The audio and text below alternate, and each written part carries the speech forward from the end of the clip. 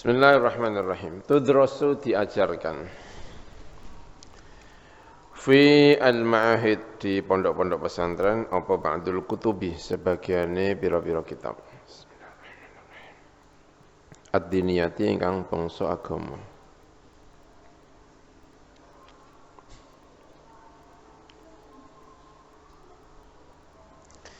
Min mu'allafatil ulama al-masyhurin sangka pira-pira karya-karya pira-pira ulama ingkang masyhur-masyhur. Mithli mu'allafati Ibnu Hajar al-Haytami, seperti karya-karya Ibnu Hajar al-Haytami, ya, punya karya-karya seperti Fatawa al-Makkiyah, ya. Punya kitab lagi syarah hadis, kitab apa namanya ya, pokoknya syarah hadis apa gitu ya, lupa saya. Punya kitab Ibnu Hajar al-Haytami, ya. Ibnu Hajar al-Haytami itu muridnya Al-Imam Zakaria al-Ansari yang ada di Mesir, tapi kemudian pindah ke Mekah, mengembangkan fikih di Mekah, dan muridnya banyak ya beliau, Ibnu Hajar al-Haytami. Fatawa Makkiyah, ya. Wa jala'ul 'allamah Zainuddin al-Malibari. Allamah Zainuddin al-Malibari. Wa tafsir al-Jalalain. Tafsir al-Jalalain, ya. Zainuddin al-Malibari itu yang punya karya Fathul Mu'in, ya. Wa tafsiri al-Jalalain li Jalaluddin as-Sayuti wa Jalaluddin al-Mahalli wa ghairi dzalik, dan lain sebagainya. Ini banyak yang orang-orang Mesir, ya, dan tinggal di Mekah. Ini Ibnu Hajar al-Allamah Zainuddin al-Malibari. Zainuddin al-Malibari berarti orang India, ya. Min baini fannin nahwi, sangka antarane fan nahwu was sarfi lan sarf wal fiqhi wa ilmil kalam lan ilmul kalam. Wa fi matna'il qarnir rabi' asyar, ing dalam permulaan abad ke-14. Dari 1300 sekian, ya, awal-awal abad 14 berarti kan.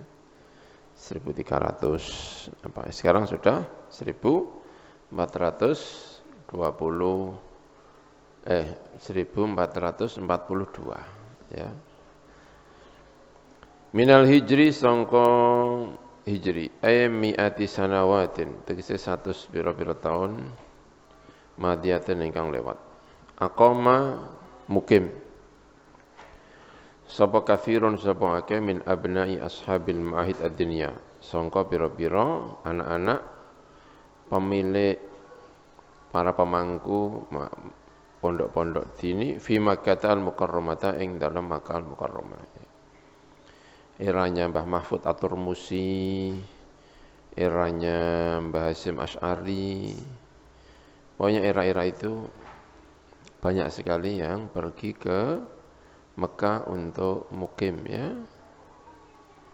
Dulu juga sudah ada, gitu ya. Eranya misalnya Kiai Manan itu juga sudah mukim, tapi tidak di Mekah, ya, tapi beliau mukim di Mesir, ya. Jauh-jauh sebelumnya Perang Padri itu ada Haji Miskin atau siapa namanya, pokoknya Perang Padri itu 3 orang Padri itu juga mukim di Mekah, tapi itu sudah lama, jauh sebelum itu, ya. Nah, banyak yang mukim di Mekah itu setelah Suez, ya, terusan Suez dibuka, itu hubungan itu lancar sekali. Nah, ada terusan apa? Yang satu, yang kedua, Belanda itu ada perahu, tidak perahu layar tetapi perahu mesin, ya. Perahu mesin itu banyak sekali yang mukim di Mekah, ya, 1300-an. Wa ta'allamu al-ulum ad-diniyata, lan belajar sapa wong akeh tadi abna al-ulum ad-diniyata, ingkang ilmu-ilmu ingkang bangsa agama. Di sarang itu tradisinya memang pada belajar di Mekah, ya. Ya sebenarnya tidak hanya di sarang, di banyak anak-anak kiai saat itu perginya ke Mekah, ya. pendiri-pendiri Nahdlatul Ulama itu pada di Mekah semuanya. Ada Mbah Hasyim Asy'ari, ada Mbah Wahab, ada Mbah Bisri Sansuri. Ya itu semuanya mungkin-mungkin di Mekah, ada yang di Jawa Tengah yang ikut. Kalau kita menyebut pendiri itu artinya adalah yang ikut rapat di Kertopaten di Surabaya tanggal 31 Januari itu kan kemudian rapat secara resmi mendirikan apa? Nahdlatul Ulama. Yang rapat-rapat itu kalau termasuk Mbah Maksum Lasem itu juga ikut apa? Ikut rapat. Kalau yang artinya pendiri itu adalah orang yang diundang dan ikut itu ya banyak yang santri-santri dari Makkatul Mukarramah. Kalau tidak salah di Kudus ada Mbah siapa? Raden siapa Kudus? Raden Asnawi ya. Sebelum itu sudah ada Syekh Nawawi Al-Bantani, ada Syekh Mahfud At-Turmusi ya. Sudah. Era-era itu banyak yang di Mekah ya. Wa ta'allamu al-ulum ad-diniyah. Mereka belajar ing ilmu-ilmu ingkang bangsa agama. Fi tilkal buqati ing dalem mengkono-mengkono buqah. Al-muqaddasati ingkang den suciaken. Tanah yang disucikan. Mahbatil wahyi yaitu tempat temurune wahyu. Min ulama'iha, belajar dari ulama-ulamanya tilkal buqah. Faraja'u mongko kembali sapa abna'u ashabil ma'ahid ila autanihim marang pira-pira negrine ashabil ma'ahid hamilina halinggawa. Kalau 1300 ya, 1300 ya. Itu kan awal abad berapa tadi? 14 ya, 1300 ya. Kalau sekarang sudah 1442, itu berarti kan 1,5 abad yang lalu. Kalau 1,5 abad yang lalu, itu kalau ukuran Masehi itu kan berarti 1800 sekian ya. Awal-awal itu kan 1800 berapa kan? 800 belakang-belakang ini sekarang kan sudah 2020 ya kan? Berarti kan 1900 itu kan masih awal-awal, masih dari 1800 ke sana dikit lah ya kan? 1900 ke sana dikit. 1890, 1980 itu awal-awal abad awal-awal abad 14 Hijriah. Ya saat-saat itu berarti ya eranya Mbah Hasyim Asy'ari. Mbah Hasyim Asy'ari itu kan ya itu. Mbah Hasyim Asy'ari kan di era-era itu. Beliau wafat 1947. Mbah Wahab lahir 1888. Ya di era-era itu 1900-an, 1800 kurang sedikit ya itu banyak yang pergi ke Saudi karena dibuka diantaranya oleh Belanda karena Belanda punya kapal yang canggih ya yang melakukan perjalanan dari Indonesia menuju ke Mekah itu bisa diperkirakan datang tanggal berapa, ini tanggal berapa itu bagaimanapun ya jasanya siapa? Belanda yang punya kapal itu. Sebelum itu, itu pakai perahu layar. Kalau mau pergi ke Saudi itu pakai perahu layar. Ya. Ya nanti mungkin kita bisa cerita-cerita pendiri pondok pesantren Sarang ya. Bukan pendirinya tapi mbahnya. Kalau pendirinya mungkin sudah era Belanda ya. Sebelumnya ada namanya Mbah Muhdor. Mbah Muhdor itu mertuanya pendiri pondok pesantren Sarang. Pondok pesantren Sarang itu kan didirikan oleh Mbah Ghazali. Mbah Ghazali itu punya mertua namanya Mbah Muhdor. Mbah Muhdor itu rumahnya sana loh, di Sidoarjo, Lebo, Mbah Muhdor namanya. Itu naik kapal layar terdampar di Pulau Mondoliko, beberapa hari di Mondoliko. Mondoliko itu di sana, di mana di Jepara, dekat benteng Portugis. Itu terdampar di situ, menurut cerita yang saya tahu ya, nunggu angin ke barat, terus berlayar lagi, terdampar lagi di mana, nunggu apa lagi, sampai ke Saudi. Itu karena kapalnya masih sangat tradisional sekali. Itu generasinya Mbah Mukhdar padahal itu, ya. Nah, setelah itu terbuka kapal yang lebih representatif sehingga perjalanan dari Indonesia Nusantara menuju ke mana Saudi itu lancar, ya, lancar sekali. Nah, kelancaran inilah yang kemudian membawa banyak sekali orang-orang Indonesia lancar, tidak hanya 1-2 tapi bergelombang-gelombang orang Indonesia belajar ke Makkah Al-Mukarramah. Nah, ini generasi-generasi ini saya kira ya yang dimaksud di sini itu generasi di mana perjalanan dari Indonesia menuju ke Mekah itu lancar karena kapalnya sudah ganti. Gitu. Ya, termasuk di ini. Kalau Mbah Mukhdar itu berarti saya membayangkan Mbah Mukhdar itu mungkin sebelum era ini ya. Sebelum era ini. Sebelum eranya Mbah Hasyim Asy'ari. Jadi masih payah sekali kalau mau pergi ke Saudi. Sehingga kalau ini kan aqama katsirun min anasmi itu. Faro jauh mengko padha bali sapa abna ila utanihi marang pira-pira negrine mengkono abna tadi. Hamilina hale padha nggawa kabeh liwa an-nasri wan najah. Ing gendera kemenangan wan najahi lan kesuksesan. Wabathu lan menyebarkan sapa abna ma'rifahum ing pira-pira pengetahuan abna fil mahid ad-diniyah ing dalem pira-pira pondok pesantren fi tilkal biqai ing dalem mengkono-mengkono pira-pira daerah.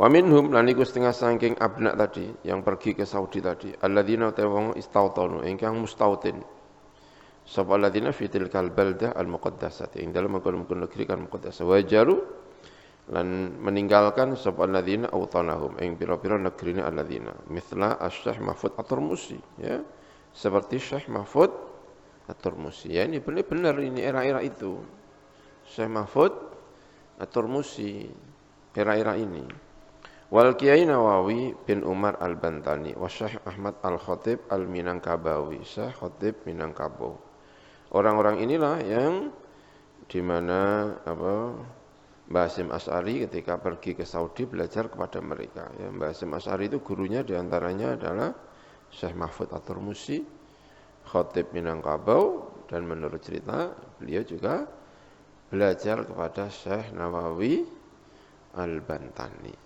Ya, Syekh Nawawi Al-Bantani. Nah, Syekh Ahmad Khatib Minangkabau itu sudah jadi orang Saudi. Kalau Syekh Khatib Minangkabau memang benar-benar Saudi. Anak-anaknya jadi duta, ya. Duta Pakistan kalau tidak salah, itu anaknya kalau tidak salah ya, sehingga itu duta mana gitu, saya lupa. Bekerja di apa, bekerja di Saudi, itu menjadi orang-orang penting. Salah satunya itu orang-orang penting di Saudi itu anaknya Syekh Khatib Minangkabau. Ya.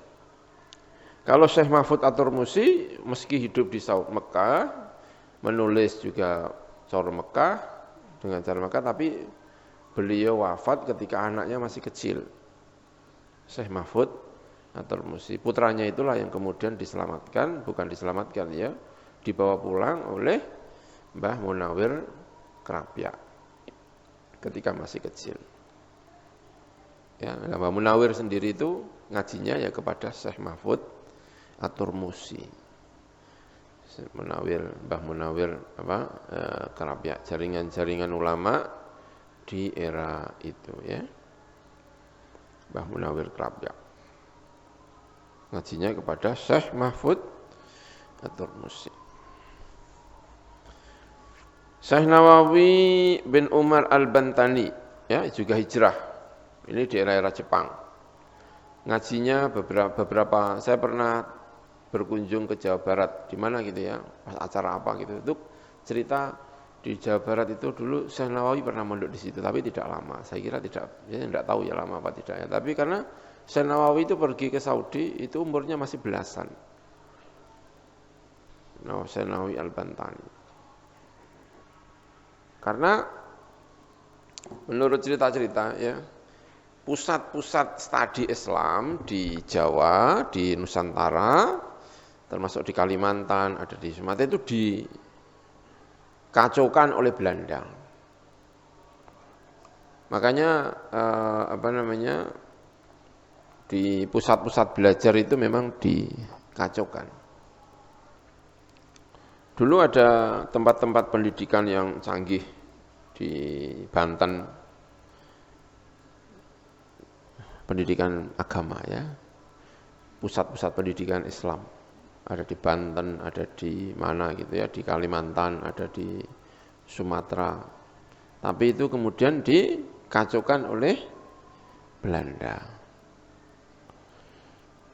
Ya termasuk karena itulah kemudian Syekh Nawawi diantaranya kemudian selain karena perjalanan yang lancar, itu juga karena tempat pendidikan yang ada di Jawa, di Nusantara itu banyak dikacaukan oleh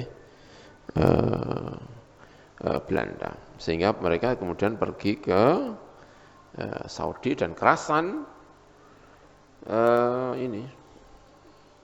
kerasan di sana tidak mau pulang, tapi mendidik santri-santri ya. Mendidik santri-santri. Itu yang saya merasa senang ya, saya membayangkan bahwa di Saudi saat itu orang Indonesia itu ketika datang ke Saudi saat itu itu tidak hanya belajar kepada ulama Saudi, tetapi juga belajar kepada ulama Nusantara. Dan ulama Nusantara ketika di Saudi itu orangnya top-top. Syekh Mahfud At-Turmusi ya punya karya-karya yang luar biasa. Syekh Nawawi Al-Bantani, Khatib Minangkabau. Khatib Minangkabau itu khatib resmi, menurut cerita yang saya dapat, Khatib Minangkabau itu adalah memang khatib resmi mana? Masjidil Haram. Makanya orang Indonesia itu ketika datang ke Saudi, ke Mekah, belajar di sana itu tidak kehilangan Nusantaranya.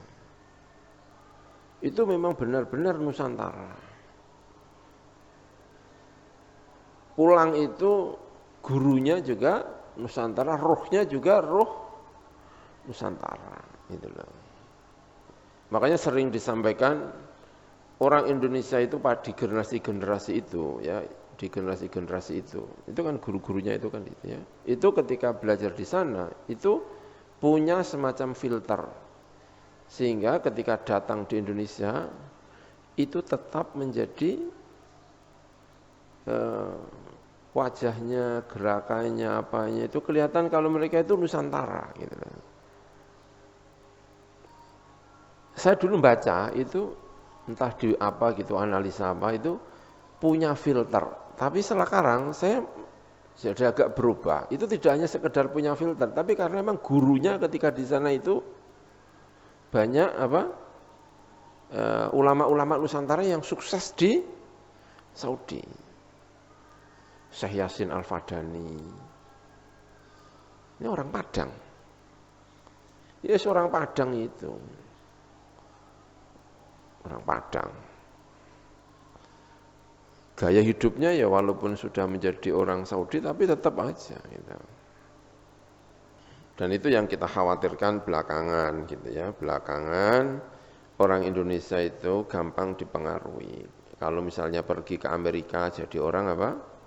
Amerika. Kalau pergi ke Mesir jadi orang apa? Mesir. Kalau pergi ke Saudi jadi Saudi. Kalau pergi ke Yaman jadi orang apa? Yaman. Gaya Nusantaranya itu kadang-kadang kalah dengan pengaruh ininya. Cara Mbah Maimun sering iki kurang Jawa niki. Mulai-mulai jadi kurang apa? njowoni. Gaya-gaya itu agak hilang. Gitu. Kekhawatiran saja ya, walaupun tidak mesti selalu begitu, tidak selalu, tapi ada kekhawatiran. Tapi dulu itu kayaknya diantaranya itu karena di sana itu banyak sekali ulama-ulama Nusantara yang sukses di sana. Syekh Bakir Al-Jukjawi juga sukses di sana, sehingga mereka belajar itu kepada diantaranya kepada orang-orang ini ya. Wal Kiai Abdul Hamid Al-Qudsi, ya, Abdul Hamid Al-Qudsi itu juga terkenal.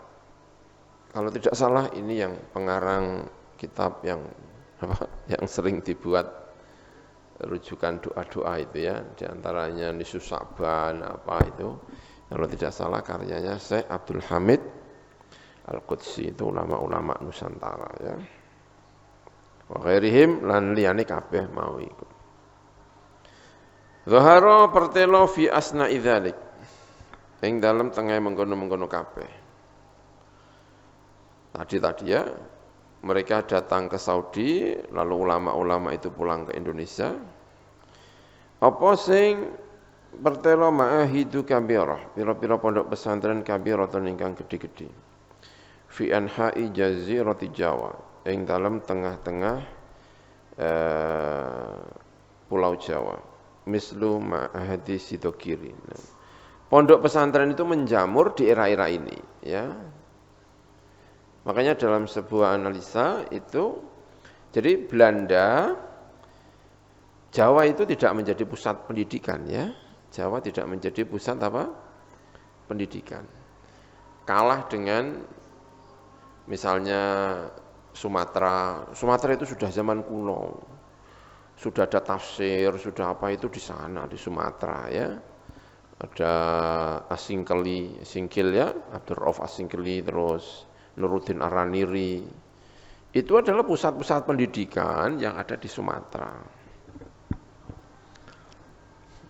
Belakangan ada yang namanya pondok pesantren di Jawa, tapi itu sudah belakangan yang dibangun oleh siapa? Ya, Sunan Ngampel seperti kemarin kita bahas. Lalu mendirikan Demak, tapi itu kemudian hilang, jejaknya hilang. Yang menghilangkan siapa? Belanda. Belanda itu memporak, makanya sanad kita itu, kalau kita belajar ya, itu bukti kalau kita itu kehilangan jejak kepada sunan-sunan itu, kita itu sampai sekarang tidak ditemukan ono wong ngaji sanate sampai Sunan Ngampel, ora ono. Saya belum pernah dengar ono kiai saya ngaji kepada ini, kepada ini, kepada ini, kepada ini, kepada Sunan Kalijogo, kepada Sunan Bonang, kepada Sunan, enggak ada.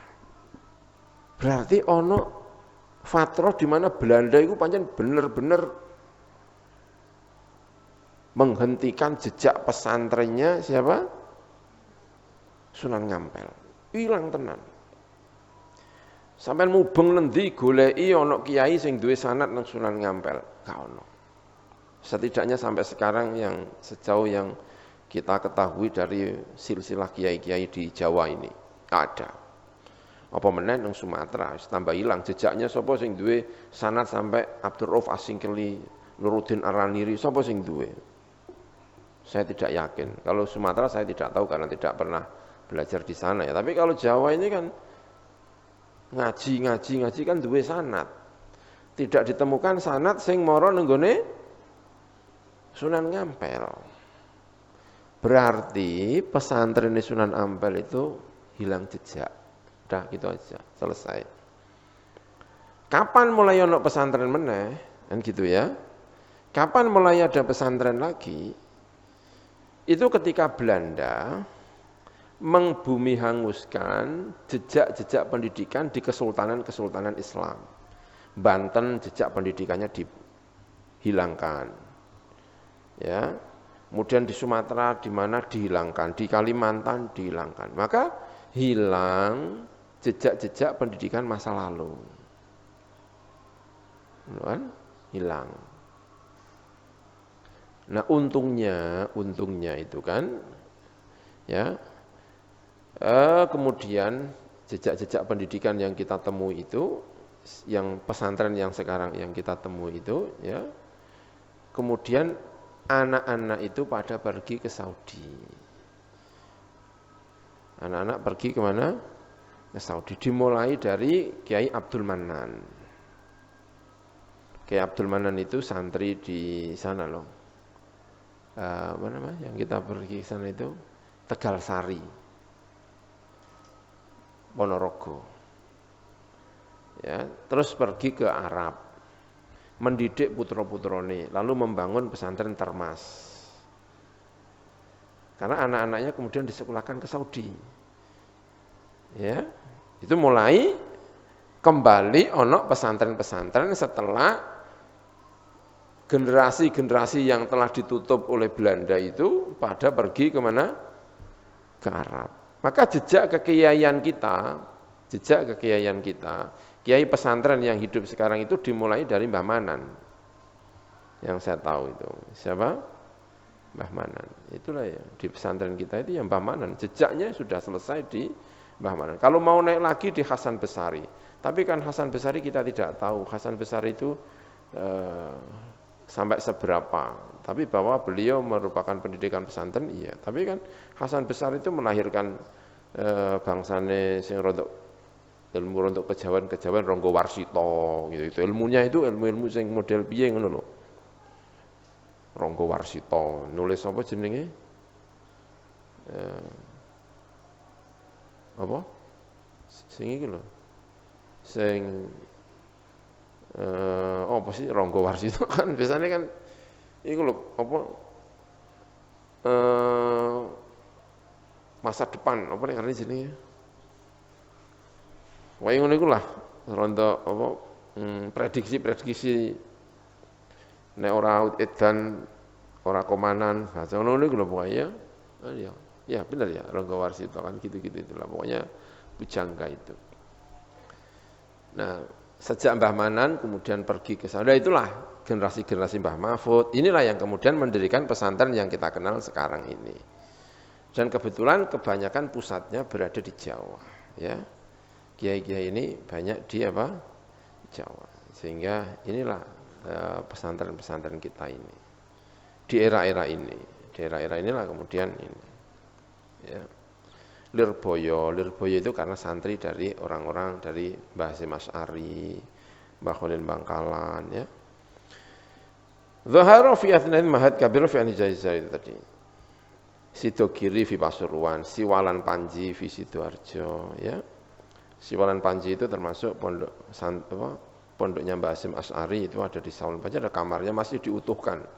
Ya, kalau punya kesempatan ke Siwalan Panji bisa melihat kamarnya Mbah Hasyim Asy'ari, kamar di mana Mbah Hasyim Asy'ari pernah ngaji di situ masih diabadikan. Ya, saya waktu ke sana terus melihat, wah ini setuju sekali, ya. Wa Mahat Lebo kadzalik fi Sidoarjo. Ya, Mahat Lebo Sidoarjo.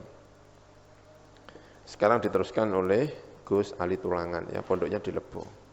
Karena dulu mbah-mbahnya dulu ada pondok pesantren di sana. Wamat Makam Agung di Tuban, Mat Agung di Tuban, Mat Langitan, Mahat Buntat di Cirebon, Mahat Al-Alim Ar-Rabbani Asy'ari Al-Kiai Khalil Bangkalani, ya. Mahatnya Al-Alim Ar-Rabbani Asy-Syahir biwaliyina Al-Kiai Khalil Al-Bangkalani, wa Mahat Sarang wa ghairiha lan liyane mahid min al-Madiniyah sangka pira-pira pondok bangsa agama fi jazirati Jawa. Ing dalem Pulau Jawa. Ini adalah gelombang kedua pesantren setelah diputus mata rantainya oleh siapa?